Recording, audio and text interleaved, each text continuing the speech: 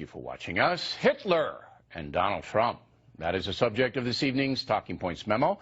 The left in America dazed and confused by how tight the presidential race is just a few days before the first debate. The liberal media in particular in panic mode, so they're breaking out the evil card, Adolf Hitler. Writing in the Washington Post this week, crazy left columnist Richard Cohen banners Trump's Hitlerian disregard for the truth.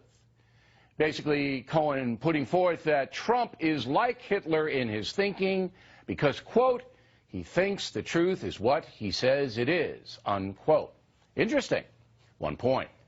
According to most polls, about 2/3 of the American public believe the country's headed in the wrong direction. Yet President Obama says his policies have put the USA in a good place. Is that true because the president says it is? Paging Richard Cohen. By the way, if you access the Hitler column online, the Washington Post suggests you read other articles, such as Donald Trump is a unique threat to American democracy, or this is how fascism comes to America, or the theory of political leadership that Donald Trump shares with Adolf Hitler. Finally, don't compare Donald Trump to Adolf Hitler. It belittles Hitler. Talking Points is not making this up. Check it out. Now, the reason for that kind of hysteria, and that's what it is, has to do with voters not doing what the Washington Post wants them to do. A brand new Fox News poll out today has Trump up in Ohio, Nevada, and North Carolina, winning in those states. So if enough deplorables show up on Election Day, Trump could win the election. That would spell doom for the progressive movement and our increasingly oppressive PC culture. There isn't a man on earth less PC than Donald Trump. And for committed progressive folks, he's a nightmare.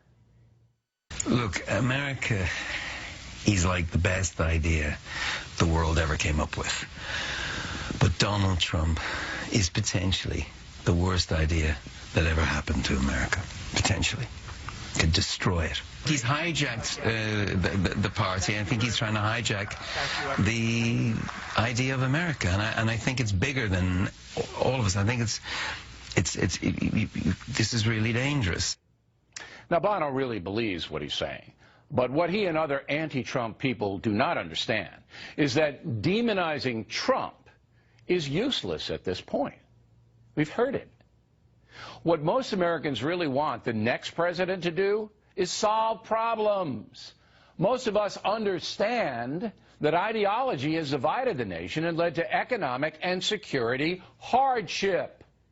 So you can Third Reich it all day long, but it's not going to matter come November.